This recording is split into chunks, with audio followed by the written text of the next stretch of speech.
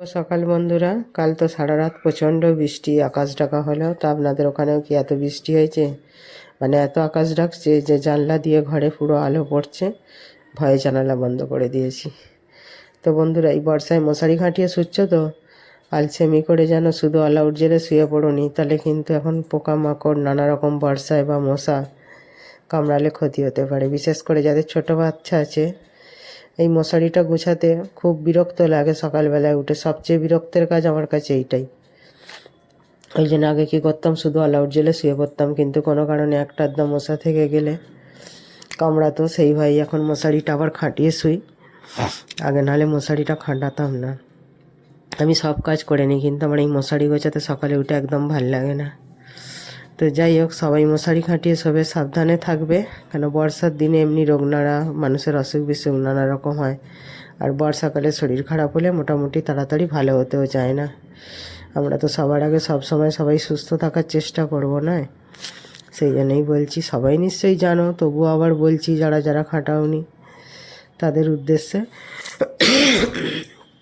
তো বন্ধুরা, এই যে মশারি বিছানা গুছিয়ে ঘরটার ঝাঁট দিয়ে আবার চলে এসেছি চা করতে। সর্দি তো খুব করেছে, একটু গরম গরম সকালবেলায় বেশ এই বর্ষার আবহাওয়ায় চাটা খেলে ভালো লাগে। আর গলাটাও ছাড়ে, সারা রাত মানে শুয়ে থাকি তো আরও যেন সেলস্যগুলো চেপে ধরে, অস্বস্তি করে গলার মধ্যে।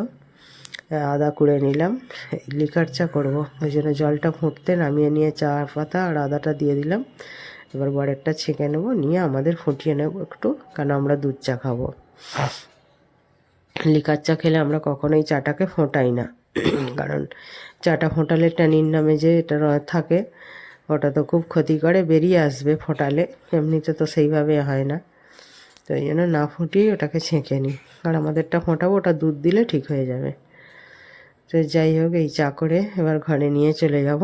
বর তো চলে এসছে, ছেলে মুখ ধুচ্ছে, একসাথে চাটা খেয়ে নিই। এই সকালে একটুখানি সময় বসে পড়া, তারপরে সবাই যে যার কাজে ব্যস্ত, যে যার কাজে চলে যাবে। তো চা খেতে চলে এসেছি এই যে ঘরে, চা নিয়ে। চা খাওয়া হয়ে গেছে, আবার রান্নাঘরে চলে এসেছি। এই যে বরের জন্য সাবু বসাচ্ছি। কালকে এত বীভৎস বৃষ্টি হয়েছে যেটা বলার মতো নয়। জানি না এবছর কেন এত বৃষ্টি হচ্ছে, সবজিপাতির দাম তো অনেক বেড়ে গেছে। এই সমস্ত সবজি কেটে নিয়েছি, বরের জন্য পোস্ত বানাবো। আজকে করব কি, খিচুড়ি করব, গোবিন্দভোগ চালের খিচুড়ি করব। আমরা নিরামিষের দিনে বর্ষাকালই বলি আর শীতকালই বলি। খিচুড়িটা খেতে ভালোবাসি সত্যি, আর ওই জন্য সপ্তাহে 1-2 দিন খিচুড়ি হয়েই থাকে। বর্ষাকালে তবু কম, কিন্তু শীতকালে খুব বেশি পরিমাণেই আমরা খিচুড়ি খাই, অন্তত সপ্তাহে 2 দিন। তখন তো অনেক রকমের সবজি থাকে। তো এই চাল ডালটা ধুয়ে নেবো, এদিকে পটল ভাজা বসিয়েছি। আর এই যে বরের পোস্তটাকেও সাঁতলে দিয়েছি।